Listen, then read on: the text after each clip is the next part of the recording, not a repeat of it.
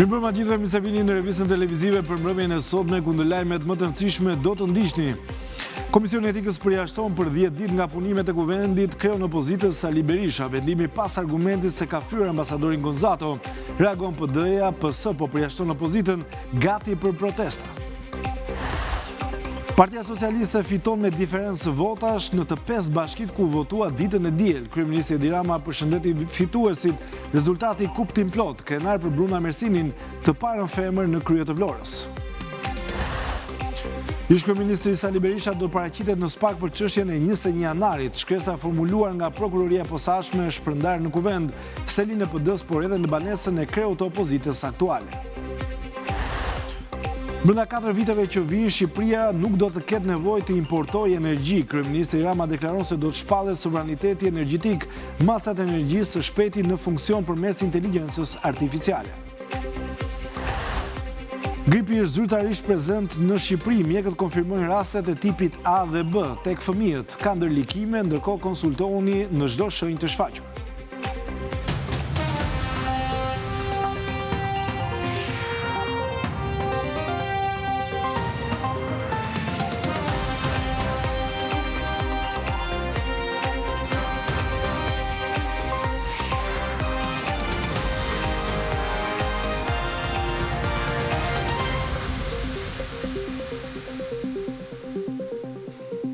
Do ndalemi me gjithësisht e lajme, do ta fillojmë me lajme nga politika. Sali Berisha u përjashtua për 10 ditë nga kuvendi pas vendimit të sekretariatit të etikës për shkak të deklaratave fyese ndaj ambasadorit të BE Silvio Gonzato. Deputetët demokrat ndërkohë bojkotuan mbledhjen, ndërsa kërkesa e PD-s për përjashtimin e Taulant Ballës u rrëzua. Socialistët kërkuan ndëshkimin e Berishës pas thirrjes të ambasadorit.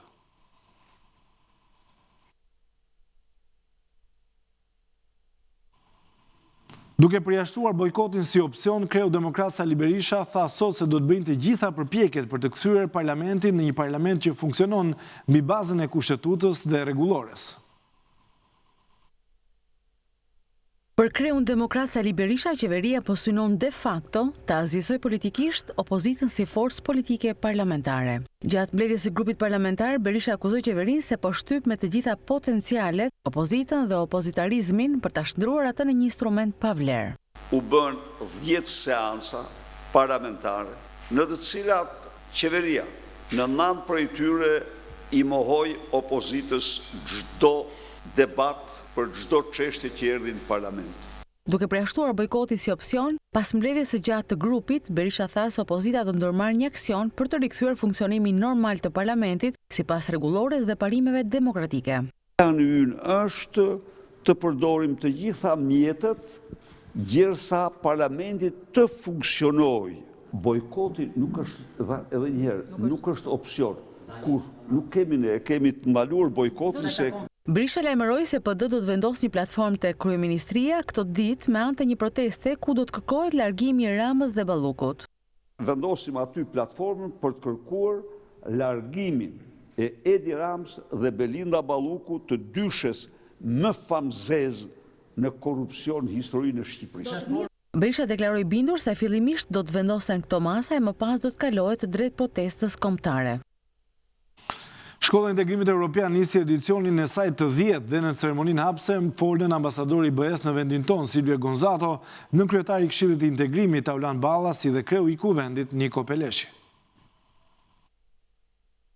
Për ambasadorin e Bashkimit Evropian në vendin tonë Silvio Gonzato, urgjenca e reformave nuk duhet të jetë në kurriz të cilësisë, pasi sipas tij, integrimi në familjen e madhe evropiane nuk është një listë detyrash për të shënuar. Antarët e BE-s presin që Shqipëria të arrijë një zbatim konsistent dhe në kohë të reformave që sjellin përfitime konkrete për qytetarët në jetën e përditshme. Siç shprehet Komisioni Evropian në Progres Raport, integrimi është një projekt mbarshoqëror dhe duhet të ketë autorsi jo vetëm të qeverisë, por edhe të opozitës, qytetarëve, shoqërisë civile dhe komuniteteve lokale. Që kjo zgjedhje të bëhet realitet duhet mbështetur nga legitimiteti demokratik dhe konsensusi i gjerë politik dhe shoqëror. Integrimi evropian dhe angazhimi i Shqipërisë mbetet projekt madhor kombëtar, ndaj dhe për kreun e grupit kuvendor socialist. Njëherë është nënkryetari i Këshillit Kombëtar të Integrimit Evropian Taulant Balla, Shqipëria sot është më e angazhuar. Unë ndihem shumë krenar sot si një prej antarëve të Kuvendit të Shqipërisë të shoh Shqipërinë tonë të angazhuar më shumë se kur në historinë e vet për vlerat që përbëjnë themelin e Bashkimit Evropian, që janë paqja, demokracia, solidariteti dhe bashkëpunimin mes kombëve. Integrimi evropian mbetet rruga jonë strategjike dhe qëllimi ynë i përbashkët për një Shqipëri më të fortë në një Europë më të bashkuar. Për kryeparlamentari Niko Peleshi, integrimi është proces gjithëpërfshirës që kërkon angazhimin e shoqërisë në çdo nivel. Në rolin ton ligjvënës, kemi luajtur një rol kyç në avancimin e reformave integruese. Nga miratimi i reformës në drejtësi, masat kundër korrupsionit, krimit të organizuar, e deri te parafrimi i legjislacionit me akit e Bashkimit Evropian. Kuvendi do të vazhdojë me të njëjtin përkushtim në këtë drejtim, duke ushtruar funksionin e vet mbikëqyrës dhe ligjvënës për të siguruar që reformat e dakordsuara për integrim të zbatohen plotësisht. Komentet zyrtarët e lartë i bën në nisje të edicionit të 10 të Shkollës së Integrimit Evropian. Në takim të mbajtur sot, presidenti i Republikës Bayram Begaj priti ambasadorin e Bashkimit Evropian në Shqipëri Silvio Gonzato, i cili dorëzoi raportin vjetor të Komisionit Evropian për Shqipërinë, pjesë e paketës së zgjerimit 2025. Gjatë bisedës, Begaj dhe Gonzato diskutuan mbi gjetjet e raportit dhe hapat që vinë në procesin e negociatave të antarësimit të Shqipërisë në BE. Presidenti Begaj vlerësoi mbështetjen e vazhdueshme të delegacionit evropian dhe theksoi përkushtimin e institucioneve shqiptare për të vijuar me vendosmëri për mbushjen e prioriteteve të integrimit në BE.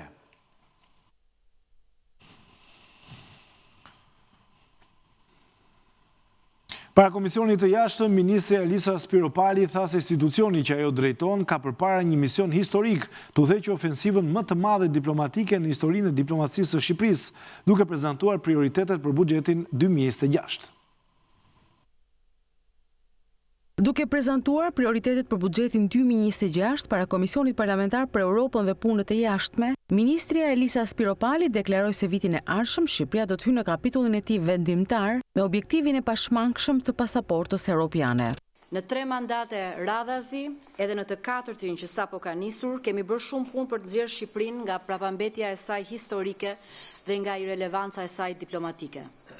Ja kemi dalë mban, kemi kaluar nga të fundit e klasës në të parët që presin në paradhomën e Bashkimit Evropian. Kemi bërë të mundur që pavarësisht madhësisë dhe fuqisë relative të vendit tonë, zëri i Shqipërisë të dëgjohet. Shqipëria që sot ulet me dinjitet në tryezat ndërkombëtare nuk është rastësi. Është vazhdimësia e një rruge historike. Sa i përket projekt buxhetit, Spiropali tha se do të mbështesë fuqizimin e rolit të Shqipërisë në arenën ndërkombëtare, do të mbështesë dhe strategjinë kombëtare të diasporës shqiptare, ndërsa fokusi kyç i Ministrisë së Jashtme për vitin e ardhshëm do të jetë hapja e shërbimit diplomatik ndaj të rinjve.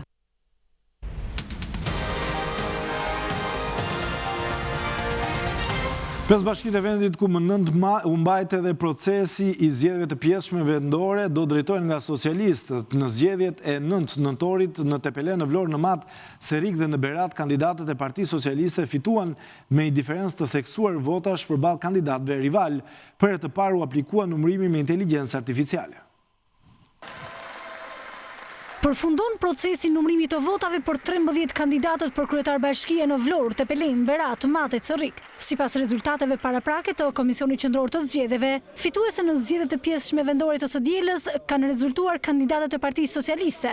Në Bashkinë Vlorë, kandidatja socialiste Brunilda Mersini mblodhi 15.672 vota, me një diferencë të theksuar nga 2 rivalet e saj, Dionis Sota dhe Gjergj Nika. Ashtu si që kam takuar çdo ditë qytetarët e Vlorës, do të jemi njëri i përkushtuar dhe me ndjeshmëri për qytetin.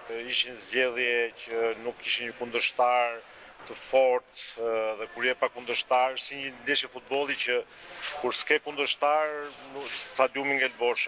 Në Bashkinë Tepelen, për herë të parë u aplikua numërimi i inteligjencës artificiale krahas procesit të numërimit manual. Gramos Sako, kandidati i Partisë Socialiste, fitoi me 3.261 vota përballë kandidatit të pavarur Gabriel Guma. Qytetarët dolën, votuan dhe shprehin vullnetin e tyre.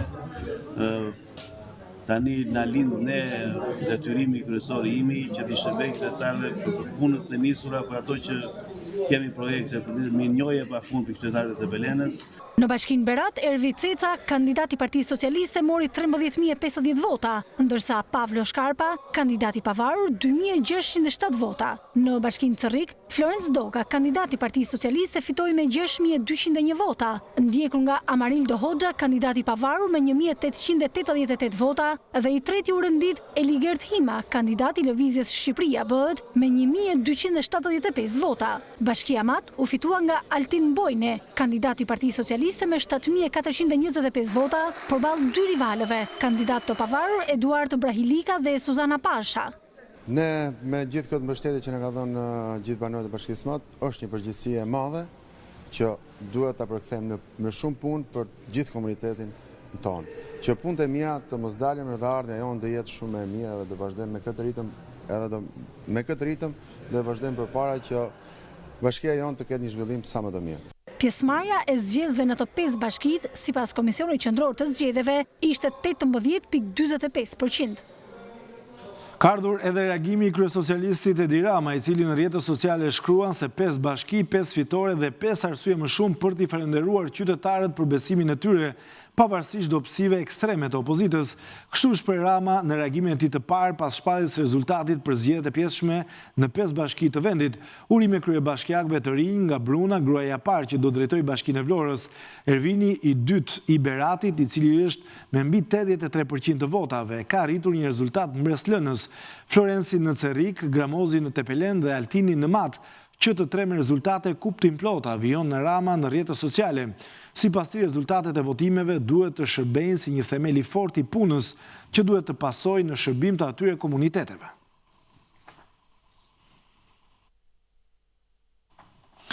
Kryetari i Komisionit Qendror të Zgjedhjeve, Ilirian Celibashi, ka shpallur rezultatet e zgjedhjeve të pjesshme vendore duke cilësuar testin e numërimit të votave përmes inteligjencës artificiale në Tepelen si 100% të suksesshëm. Nëse ne nuk ndryshojmë këtë mënyrë të numërimit. Kryekomisioneri Ilirian Celibashi ka shpallur rezultatet e zgjedhjeve të pjesshme vendore në 5 bashki të vendit, duke theksuar se rezultati është legjitim pavarësisht pjesëmarrjes së ulët në votime. Ata që janë zgjedhur, kryetarët të këtyre 5 bashkive kanë legjitimitet të plot në kuptim të ligjit dhe rezultati është legjitim. Për gjykimin dhe vlerësimin tim nuk është domosdoshmëri që të ketë një kufi të pjesëmarrjes për t'i konsideruar zgjedhjet të vlefshme. Celibashi u ndal veçanërisht në testimin e inteligjencës artificiale në procesin e numërimit të votave në Tepelen, ku ai rezultoi plotësisht i suksesshëm, duke përmbushur të gjitha pritshmëritë e KQZ-s. Leximi dhe më pas numërimi i fletëve të votimit u krye me sukses të plot, pra duke përdorur inteligjencën artificiale. Leximi dhe analiza e këtyre pamjeve prodhoi pothuajse 100% të njëjtin rezultat me atë që doli nga numërimi fizik i fletëve të votimit. Pavarësisht se inteligjenca artificiale nuk e shmang dot numëruesit dhe nuk shkurton kohën e numërimit, Celibashi tha se do të shqyrtohet përdorimi ose jo i saj në zgjedhjet e ardhshme. Për gjykimin dhe për vlerësimin ton, do të ishte udhës që të përdorej në të ardhmen.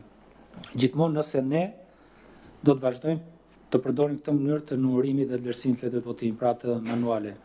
Nëse përdorim pajisjet elektronike të numërimit dhe të vlerësimit fletëve të votimit, këtë proces si thua e kryen vetë pajisja. Përmirësimi i mëtejshëm i saktësisë përmes inteligjencës artificiale, tha Celibashi, do të kërkojë ndërtimin e protokolleve teknike të posaçme për numëruesit dhe komisionerët, si dhe ndryshime në kodin zgjedhor, në mënyrë që rezultatet e prodhuara nga teknologjia të kenë vlerë ligjore zyrtare në të ardhmen.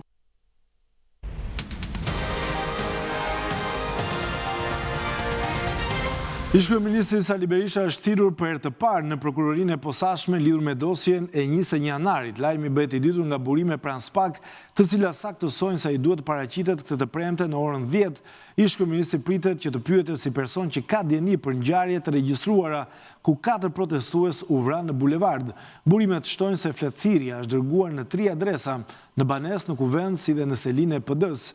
Për këtë dosje, 2 javë më parë, në SPAK u thirr edhe Lulzim Basha, ish-ministri i brendshëm i kohës. Ndërkohë ka reaguar edhe vetë Berisha, ku sipas tij nuk ka asnjë shkresë nga SPAK për çështjen e 21 janarit.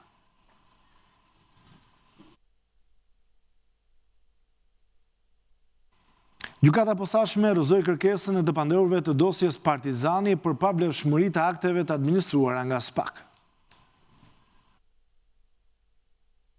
Gjykata e posaçme rrëzoi të hënën kërkesën e ish kryeministrit Sali Berisha dhe dhëndrit të tij Amar Maltezi, si dhe të akuzuarve të tjerë të dosjes Partizani, për pavlefshmërinë e akteve të administruara nga organi i akuzës, përmes të cilave janë ngritur akuzat për secilin prej tyre. Prokuroria Enkelida Millonaj lexoi kërkesën për gjykim të çështjes me akuzat respektive për të pandehurit, ndërsa gjykata e posaçme rrëzoi kërkesën e palëve për papërdorshmëri të provave që janë gjetur deri më tani nga SPAK me argumentin se kërkesa është e pabazuar në ligj dhe në prova. Trupa gjykuese tha gjithashtu se pretendimet për te i kalim kompetencash nga SPAK nuk qëndrojnë pasi janë po ashtu të pabazuara në ligj dhe në prova konkrete. Gjykata e posaçme theksoi se të gjitha pretendimet që lidhen me masat e sigurimit janë shqyrtuar tashmë nga gjykatat, deri edhe në gjykatën kushtetuese, ndaj dhe rrëzoi kërkesat për pavlefshmëri absolute. Një tjetër kërkesë që rrëzoi gjykata e posaçme ishte dhe ajo e kompanisë Kontakt, e cila kërkoi gjykim të shkurtuar dhe ndarjen e çështjes. Avokatët kërkuan shtyjen e seancës për të konsultuar me klientët pas vendimit mbi kërkesën paraprake, edhe seanca e radhës u caktua të zhvillohet më 25 nëntor ora 11. Në vetëm një javë të operacionit kombëtar për evidentimin dhe shëmbjen e ndërtimeve pa leje në vend janë inspektuar 65 objekte, përfshirë vila dhe banesa kolektive, ndërsa janë shëmbur 2736 m2 ndërtime pa leje. Ministri e punëve të brendshme Albana Koçiu bëri të ditur bilancin e operacionit kombëtar për ndërtimet pa leje, i cili nisi në fillim të muajit nëntor, ku theksoi se janë vënë 1 milion euro gjoba, si dhe janë proceduar penalisht disa inspektor të kontrollit të territorit. 65 objekte, përfshirë vila dhe banesa kolektive të inspektuara. 2736 m2 pa leje të evidentuara janë prishur me njëherë. Në vetëm pak ditë janë vendosur 1 milion euro gjoba. Për 18 persona, 13 prej tyre inspektor ka njësur procedimi penal. Koçiu rikonfirmoi se operacioni do të vazhdojë si pjesë e një procesi institucional për zbatimin e ligjit dhe garantimit të zhvillimit të drejtë urban në të gjithë vendin.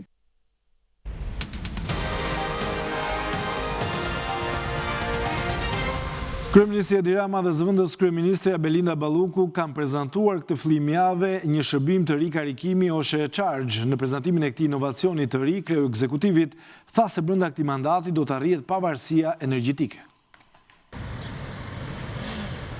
Një shërbim i ri karikimi mjeteve elektrike Oshe Charge, i cili ofron energji të pastër dhe transport të qëndrueshëm, është prezantuar këtë të hënë nga kryeministri Edi Rama dhe zëvendës kryeministrja Belinda Balluku. Kreu i qeverisë tha se brenda vitit të ardhshëm do të transformohen macat e energjisë duke kaluar në sistemin inteligjent. Besoj brenda vitit të ardhshëm do të kemi edhe fillimin e punës transformuese për macat e energjisë, duke kaluar në sistemin e macave inteligjent me një parti të parë prej rreth 350.000 macash, do ta ul edhe më shumë nivelin e humbjeve teknike në rrjet, por edhe do të rrisë cilësisht faturimin e çdo konsumatori. Ndërsa pavarësia energjetike, u shpreh kryeministri Rama, do të arrihet brenda këtij mandati, duke mos pasur nevojë për të importuar energji nga vendet e tjera. Është vetëm një çështje e pak vitesh brenda këtij mandati të katërt të qeverisë që ne të shpallim sovranitetin e plot energjetik dhe që të mos jemi më të varur as nga importi i energjisë dhe as nga luhatjet nga njëherë thuajse katastrofike që sjellin në tregun e energjisë krizat që nuk kanë të bëjnë fare me ne. Kryeministri Rama deklaroi dhe rritjen e pagave për punonjësit e OSHE-s. Nga një indeksim prej 6.1% do të përfitojnë 6.800 punonjës të kompanisë. Elektricistët do të rritet paga me 75.000 lekë në muaj dhe inxhinierët do të përfitojnë një rritje me 1.250 lekë në muaj. Qeveria paraqitin Komisionin e Ekonomisë projekt buxhetin për vitin 2026, me objektiv kryesor rritjen e mirëqenies sociale. Dokumenti parashikon 886 miliard lekë shpenzime dhe një rritje të ardhurave buxhetore me 52 miliard lekë. Duke konfirmuar vëmendjen e shpallur të ekzekutivit për projekt buxhetin 2026, Ministri i Financave parashtroi të hënën në Komisionin e Ekonomisë, Punësimit dhe Financave masat e parashikuara për të realizuar objektivin qendror, atë të rritjes së mirëqenies sociale. Shqipëria po financon zhvillimin e saj pa rritur borxhin dhe pa rrezikuar stabilitetin ekonomik. Këta ardhurat buxhetore për vitin 2026 parashikohen në masën 823.1 miliard lek ose rreth 29.6% e prodhimit të brendshëm bruto. Të ardhurat tatimore dhe nga kontributet parashikohet të jenë rreth 51.7 miliard lek më të larta, burimet kryesore të rritjes së të ardhurave do të jenë rreth 13.6 miliard lek, të cilat do të vinë si efekti politikave të reja tatimore të propozuara për gjatë vitit 2026. Nuk do të ketë asnjë rritje taksash, përkundrazi ne do të propozojmë iniciativa ndihmuese me fokus biznesin, fermerin dhe natyrisht qytetarët shqiptar. Opinioni i Bankës së Shqipërisë mbi projekt buxhetin 2026 dha përgjithsisht notë miratuese për politikat ekzekutive, ndërkohë që deputeti Braçe solli në vëmendje përmes pyetjes mundësinë e një planifikimi më të mirë të shpenzimeve nisur nga mosrealizimi i tyre në vitin në vazhdim dhe në funksion të uljes së mëtejshme të deficitit buxhetor. I ofrojmë qeverisë të gjitha opsionet për çdo hap që ndërmerr. Sa herë që bën një politikë ekonomike, këshillohet me ne për të gjetur balancën midis kostove dhe përfitimeve, jo vetëm ekonomike, por edhe sociale dhe më gjerë, që ka çdo ndërhyrje në sferën e marrëdhënieve ekonomike që janë pjesa më e madhe e marrëdhënieve shoqërore.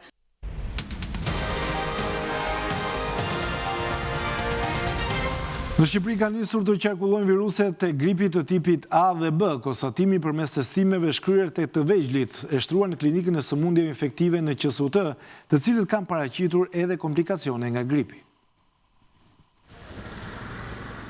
Në vend ka nisur të qarkulloj gripi. Në klinikën pediatrike të sëmundjeve infektive në qendrën spitalore universitare Nën Tereza, mjekët thonë se aktualisht po shohin shtim të rasteve me virusin e gripit A, që jo rallëherë shoqërohet edhe me prekje të muskujve. Momentalisht kemi filluar të shohim shtim të rasteve me virusin e influencës, pra kemi influenca të tipit A, por edhe B, madje momentalisht në pavionin ton kemi një grip të tipit A të shoqëruar me një komplikacion që ne e shohim jo rrallë, që është prekja e muskujve ose mioziti postgripal, që akuzohen viruset gripale që mund të japin këtë prekje të muskujve. Në moment simptomatologjia shumë dramatike se fëmia ka dhimbje këmbësh dhe nuk mund të eci, por fatmirësisht ka një zgjidhje shumë të mirë për një periudhë kohore të shkurtër. Shefja e pediatrisë infektive Gjeorgjina Kuli thotë se rastet janë hospitalizuar dhe të gjitha kanë patur përfundim të mirë dhe pa komplikacione. Pavarësisht që kemi dhe ndonjë rast me meningit ose celulit periorbital, pra infekcion përreth syrit, me trajtim janë rikuperuar shumë mirë pas një komplikacion, pas një pasojë. Simptomat e gripit tek të vegjëlit zgjasin në varësi të komplikacioneve që ato shprehin. Normalisht një grip i pa komplikuar shkon 3 deri në 5 ditë, por në qoftë se komplikohet, qoftë me një otit, pra një infekcion të veshit të mesëm, apo me një bronkopneumoni, mund të shkojë deri në 2 javë krejtësisht trajtimi. Mjekët këshillojnë të bëhen kujdes me shenjat e para, pasi asnjë simptom nuk duhet neglizhuar.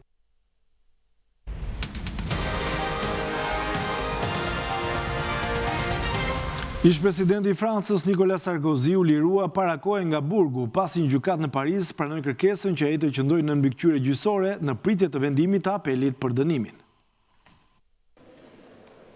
Gjykata e Parisit pranoi të hënën lirimin e parakohshëm nga burgu të ish-presidentit të Francës Nicolas Sarkozy, duke urdhëruar që ai të vihet në mbikëqyrje gjyqësore në pritje të apelit lidhur me dënimin me 5 vite burg. Vendimi vjen rreth 20 ditë pasi 70 vjeçari nisi të vuajë dënimin në burgun La Santé pasi u shpall fajtor mbi një skem për mbledhje fondesh nga Libia për fushatën e tij presidenciale të vitit 2007. Gjykata arriti në përfundimin se Sarkozy nuk përbënte asnjë rrezik për t'u arratisur. Megjithatë, 70 vjeçari do t'i nënshtrohet një numri kushtesh të rrepta, ku përfshihet ndalimi për t'u larguar nga Franca, kontakti me të pandehur të tjerë në çështjen e financimit të fushatës presidenciale nga Libia apo dëshmitar, por edhe takimet me zyrtar qeveritar, pasi më herët ai u vizitua në burg nga ministri aktual i drejtësisë Gérald Darmanin. Avokati mbrojtës i ish presidentit francez Christophe Ingres tha se vendimi i gjykatës së Parisit ishte zbatim normal i ligjit, ndërsa shtoi se është vetëm hapi i parë. Hapi i radhës është procesi gjyqësor në apel, theksoi ai duke nënvizuar se të qenit në izolim ka qenë e vështirë për Sarkozyn.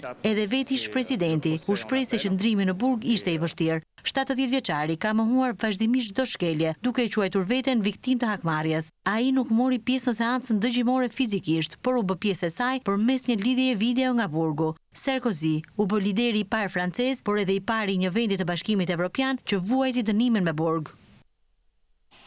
Presidenti Amerikan Donald Trump fali ish avokatin e tij Rudy Giuliani, por edhe 10 zyrtarë të tjerë të akuzuar se u përpoqen për të ndërhyrë në rezultatet e zgjedhjeve presidenciale të vitit 2020.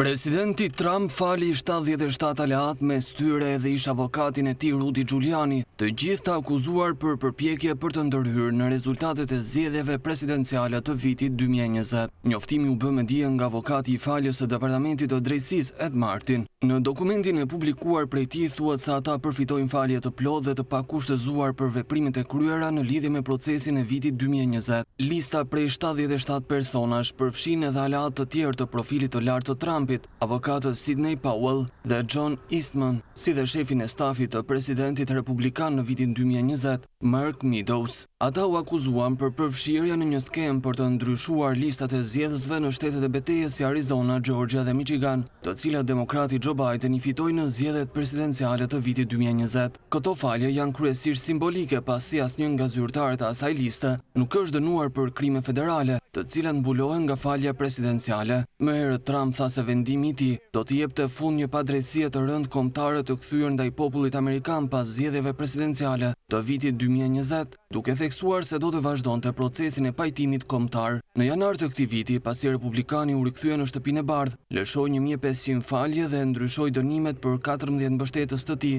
që ishin të lidhur me sulmin e 6 janarit 2021 ndaj godinës së Kongresit. Këtë vendim demokratët e cilësuan si fyerje ndaj sistemit amerikan të drejtësisë.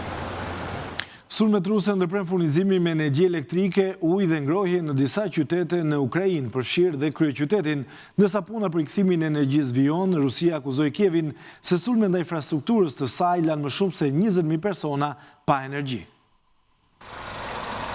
Ndërprerjet e planifikuara të energjisë elektrike të zbatuara nga operatori shtetëror i rrjetit të transmetimit të energjisë, Ukrenergo, vijojnë edhe këtë të hënë në shumicën e rajoneve të Ukrainës. Furnizimi me energji u ndërprej nga e diela pasi Rusia lëshoi qindra dron ndaj objekteve energjetike në të gjithë vendin. Autoritetet ukrainase e cilësuan situatën si një ndër më të rëndat që kur Rusia nisi pushtimin e vendit në shkurt të vitit 2022. Rajoni i Harkivit u prek më së shumti nga sulmet ruse, ku rreth 100.000 persona mbetën pa energji elektrike, ujë dhe ngrohje. Probleme u krijuan edhe në Kiev, Symi dhe Poltavën qendrore. Presidenti Zelenski tha se Moska ka intensifikuar goditjet ndaj infrastrukturës civile dhe sipas tij ka shtuar dhe përdorimin e raketave balistike. Kjo do të thotë se Ukrainës i duhet më shumë mbrojtje ajrore, u shpreh ai. Rusia ka shkatëruar një pjesë të madhe të infrastrukturës energjetike të shtetit fqinj, por Moska akuzoi Kievin se sulmet ukrainase ndaj infrastrukturës së saj energjetike lanë më shumë se 20.000 persona pa energji elektrike në disa rajone kufitare mes dy vendeve të dielën.